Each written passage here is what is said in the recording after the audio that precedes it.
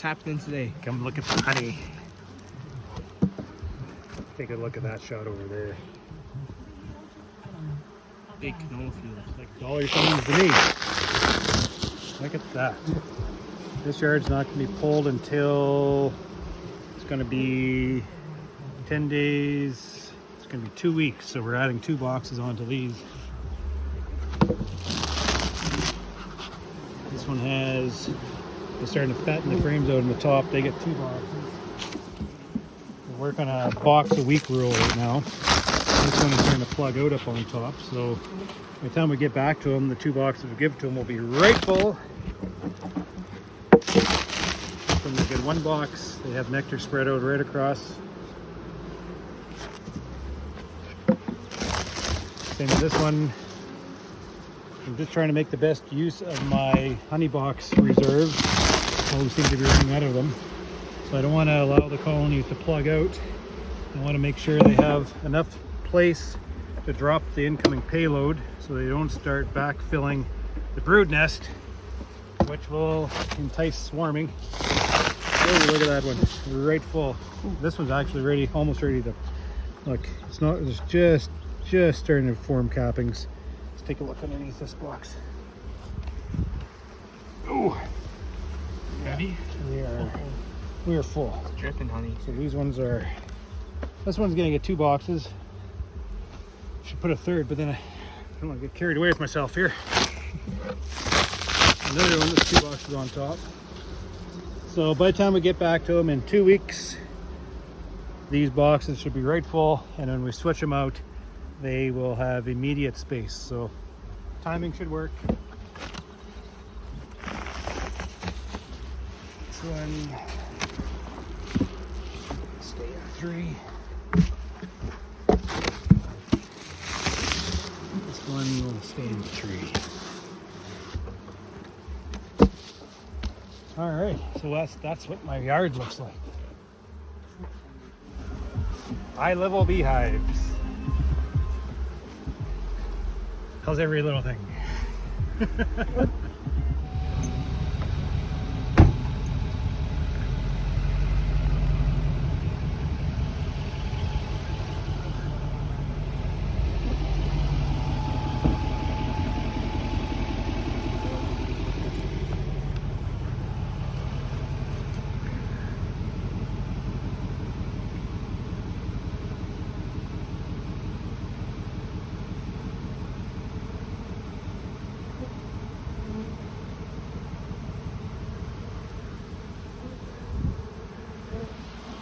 Honey flow.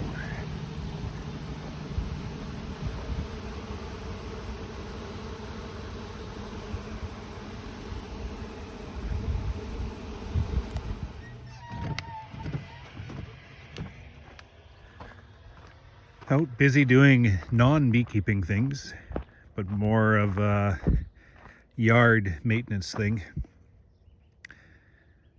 So when I developed my lane quite a number of years ago, this is the old existing lane, kind of like a farmer's path off the road up into my yard. It's just how he established the lane, and we kept the original lane, and I in a way reinforced it and rebuilt it.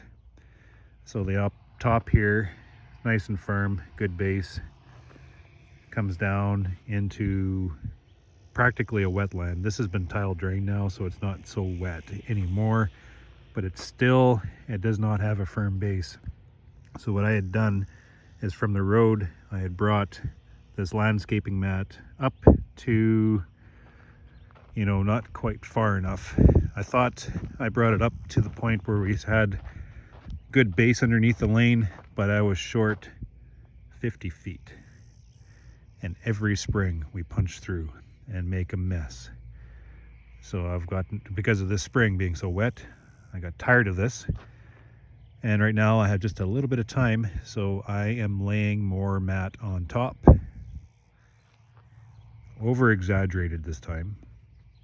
And I have a guy bringing fill, hopefully Monday, to layer at least half a foot to a foot of good, it's not gonna be gravel, it's gonna be a mix of gravel, shale, whatever, up over top, and then blend it down into the lane to go to the road, and hopefully solve this punch out problem I have.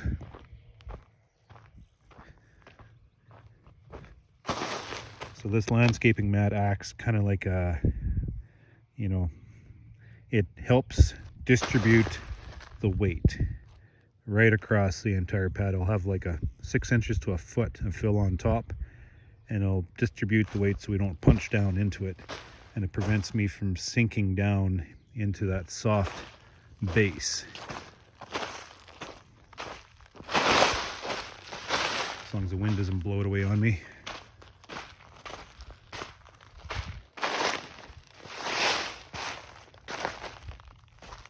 So that is what I'm doing. Hopefully it improves the situation. My brother is out spraying crop protection on our wheat. We have a bumper crop of wheat coming along.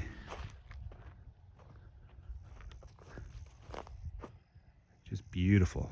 This is a wheat year.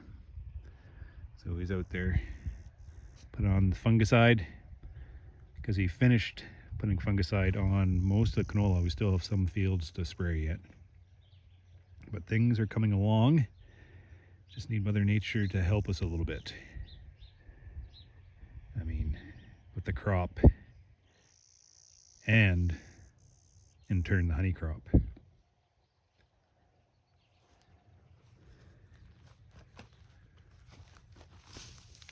Targeting the flowers.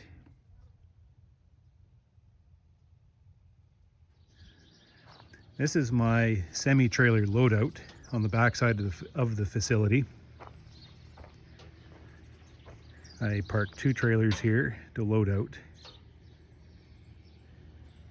So what I've done, when I built the facility, I built it oversized at the time, and I have outgrown it by far.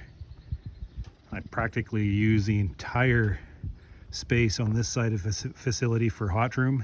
It is packed full of boxes at all times. I use it as my wintering facility, which is going to be undersized this year. And I have my extracting facility on the other side, and then the office space. And every room is too small now.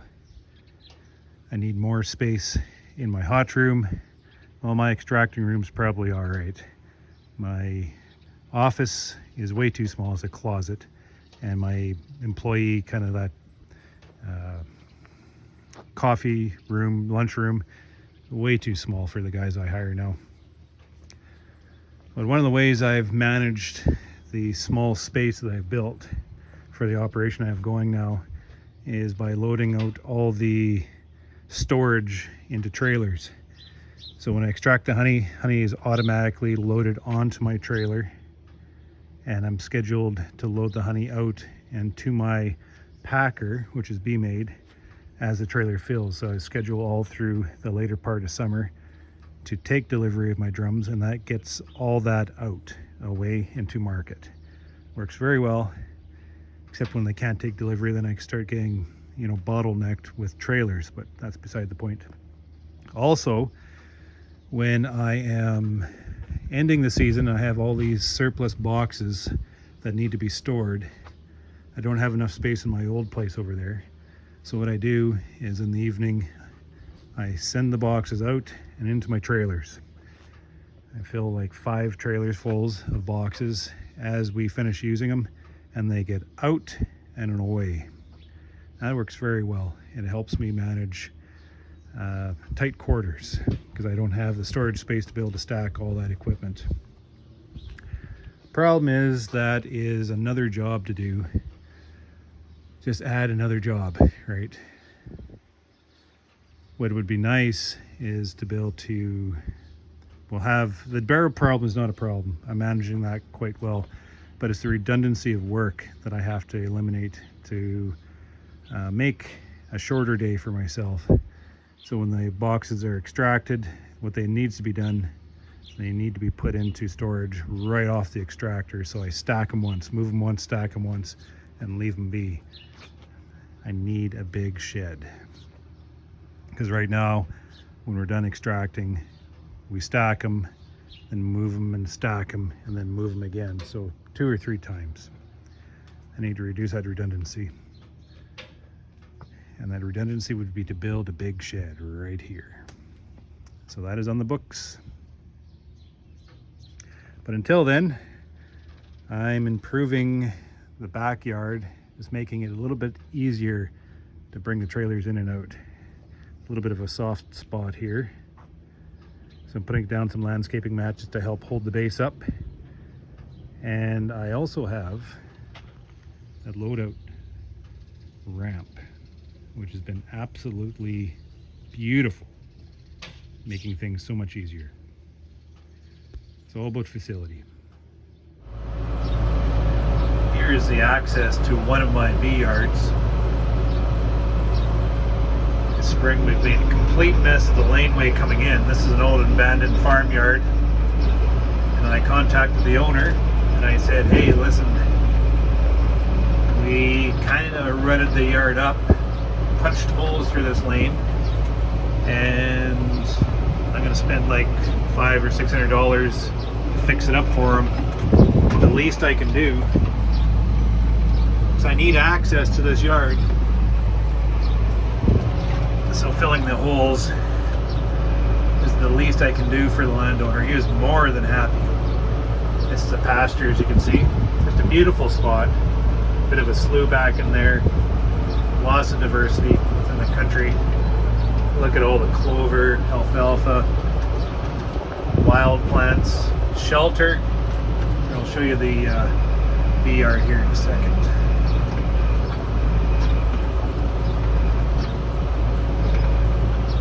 I have the drag, so I'm going to drag this lane down, smooth it out, pack it in, and then I'm going to actually put a second load onto it.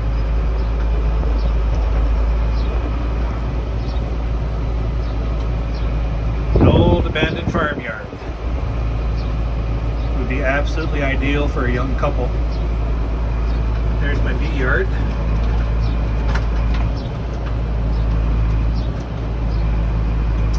Stacked to the nines. It'll be pulled in about 7 to 10 days. Looks like they're busy pulling in honey.